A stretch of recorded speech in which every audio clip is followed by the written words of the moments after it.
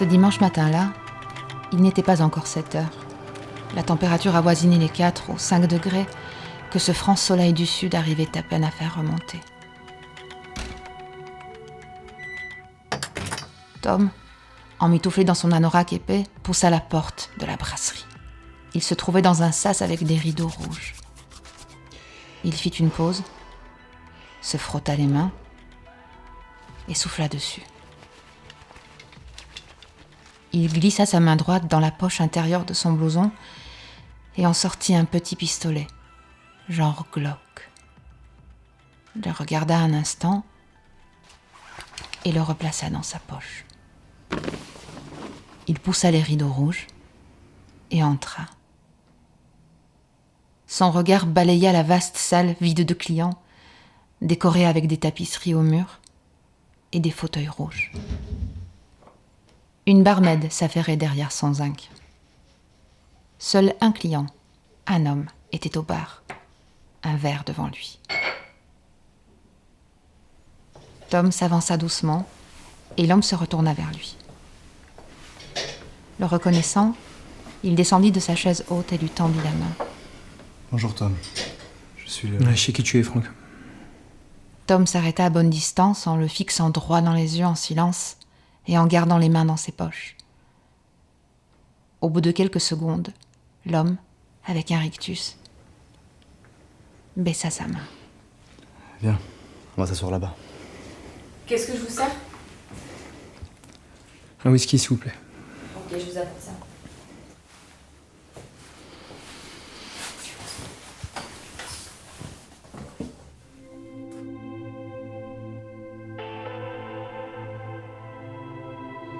Un peu plus tard, les deux hommes assis à une table se regardaient en silence.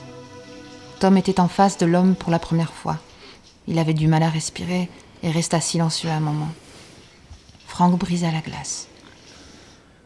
Je suis désolé Tom. Mais je sais pas quoi te dire moi. Non. T'es pas désolé. Et si, tu le sais. Tu le sais très bien. Tu vas me dire que tu vas la quitter. Et elle, tu vas lui dire que tu t'es planté. Et que tu te barres à Dakar ou ailleurs. Mais que je retrouve ma vie de famille, putain. Et voilà pour vous. Merci. Non, vraiment, je sais pas quoi te dire. Je peux essayer. Mais j'en ai pas envie en fait.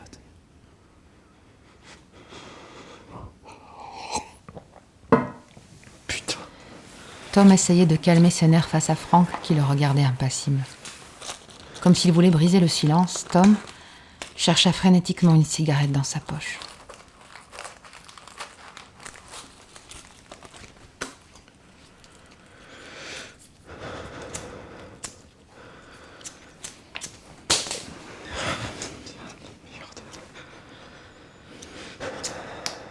Excusez-moi monsieur, c'est interdit de fumer.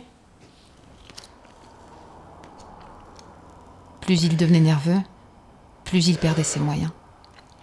Il tirait sur la cigarette de plus en plus fréquemment, en ignorant les paroles de la jeune femme. Monsieur, c'est interdit de fumer. Ça va, je dérange personne là. Les nuages opaques de la fumée créaient un écran de plus en plus épais autour de Franck, qui, impassible, ne réagissait toujours pas. Même si cela bouillait en lui comme ce matin-là, il ne le montrait jamais. Écoutez, soit vous écrasez votre cigarette, soit vous partez de mon bar. C'est la loi. Ok, je l'écrase. Tom ne tenait plus en place.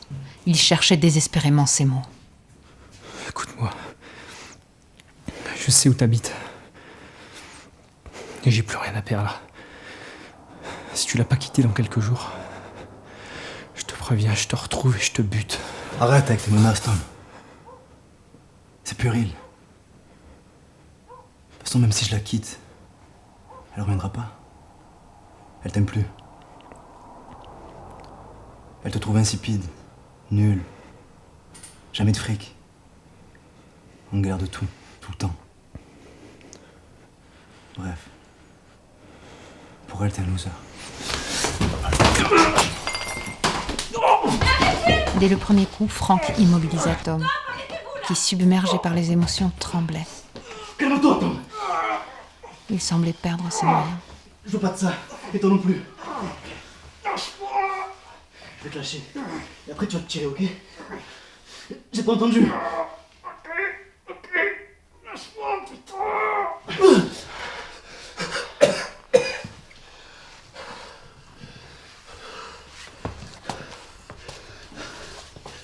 Ouais, c'est ça, dégage! Putain, c'est quoi ce bordel? Désolé. Je vais payer pour les dégâts. Oh, mais il y a intérêt.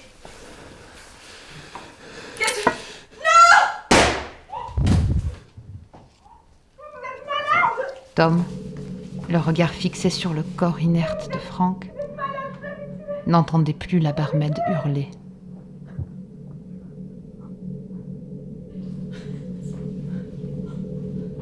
Tom sortit de sa béatitude, rangea son arme et quitta le café rapidement.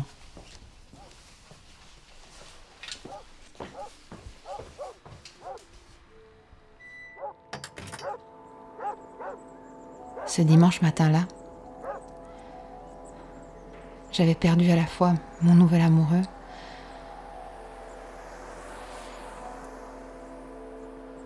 et le père de mon fils. Tom fut condamné à 20 ans de prison.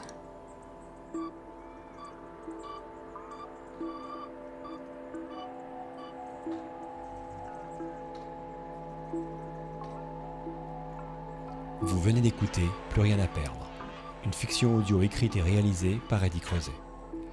Avec dans les rôles de Tom, Adrien Malvoisin, de Franck, Kevin Échancier, dans La Barmaid, Cécilia Faro et la narratrice, Evounia.